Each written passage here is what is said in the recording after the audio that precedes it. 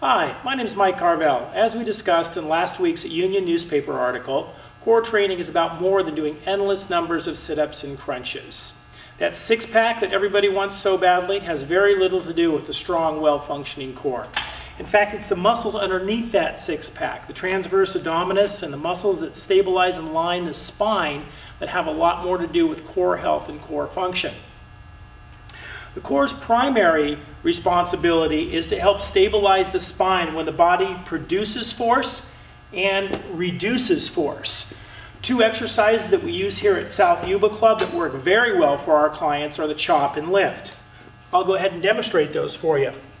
The chop can be done in the tall kneeling position. I'm going to move a little bit away from the machine here. I'm going to come up. I'm going to create a nice long tall spine. I'm going to keep my head towards the ceiling. There may be a little bit of movement in my shoulders, but no movement in my lumbar spine and my hip area. This area down here stays really quiet. I take the weight, I drive it down and across my body.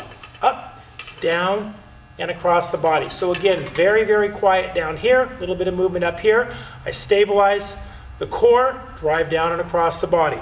Looking at it from the side, some folks will fall into this position where they actually drive down and break at the waist.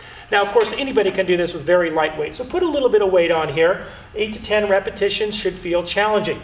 If you find that you're breaking at the waist, what's probably happening is the hips are actually turning on before the core has a chance to stabilize.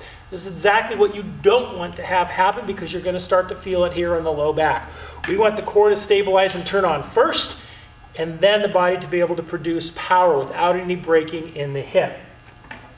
This position can also be done in what's called the tall kneeling position. The core works differently whether you're in what's called a bilateral stance or an asymmetrical stance. If you're running, etc., this can be a great stance. A little bit more advanced, this could be a good stance to use. Same principles hold true. You start high, drive down and across the body, and back up, drive down and across the body.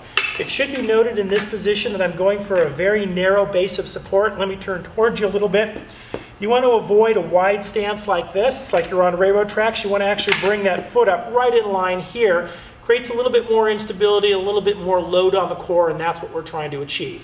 Now, the other drill is the lift. We can take the cable column, slide it down to a low position here. And I'm going to start in the same position. Now, I'm using smaller groups of muscles here, and I'm working against gravity, so my weight is going to go down a little bit. I start in this position, and I drive up and across.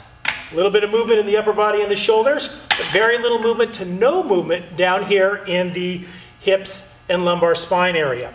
Use these two drills, and you're going to have a great success. We use them all the time here at South Yuba Club, and you'll see a new level of performance in back health. Get started on those today. Thanks.